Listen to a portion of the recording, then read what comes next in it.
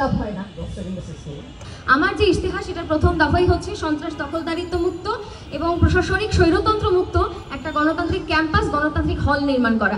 ফলে ছাত্র রাজনীতি হইতে হবে প্রকাশ্য, গণতান্ত্রিক, বাংলাদেশের মৌলচেতনার সাথে সামঞ্জস্যপূর্ণ এবং সেইখানে প্রত্যেকটা হলে, প্রত্যেকটা ক্যাম্পাসের ফ্যাকাল্টিগুলোতে একটা মনিটরিং সেল চালু করা।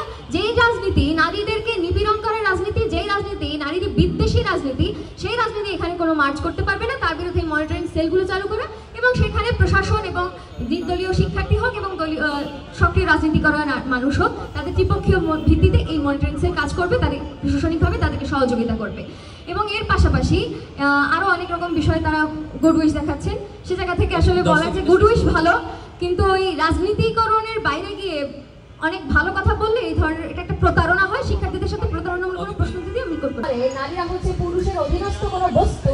যেই ডানপন্থী রাজনীতি মনে করে যে তারা গণহত্যা করবে এবং কোনো রকম ক্ষমা মেনে রেখে এখানে আবারও একটা স্পেস পেয়ে যাবে, সেই ডানপন্থী রাজনীতির সাথে বামপন্থী প্রগতিশীল রাজনীতির কোনো সহাবস্থান হইতে পারে না।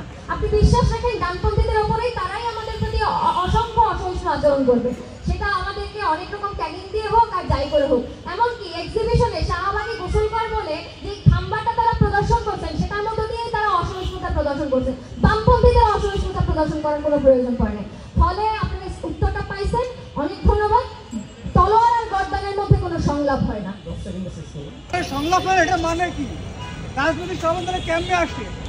আমরা ডাকবো এই জন্য করি নাই ভাই, আমরা ডাকবো এই জন্য না ভাই, আপনাকে জবাব দিতে হবে, আমাকে জবাব দিতে হবে ভাই।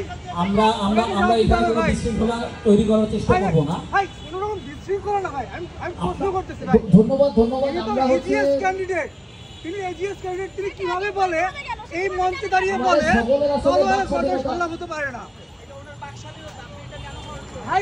আপনারা এই নিয়ে সমালোচনা করার সুযোগ আছে, আপনারা আপনাদের জায়গা থেকে সমালোচনা করবেন, এই পর্যায়ে আহ্বান জানাচ্ছি তাহমিদুল মুদাসসির চৌধুরীকে তার বক্তব্যটি শুরু করার জন্য। আমরা শিক্ষার্থীরা চাই সহাবস্থান। উনি এসে বলে গেল এটাকে কিভাবে একসাথে বলবো? এই পর্যায়ে আহ্বান জানাচ্ছি তাহমিদুল মুদাসসির চৌধুরী।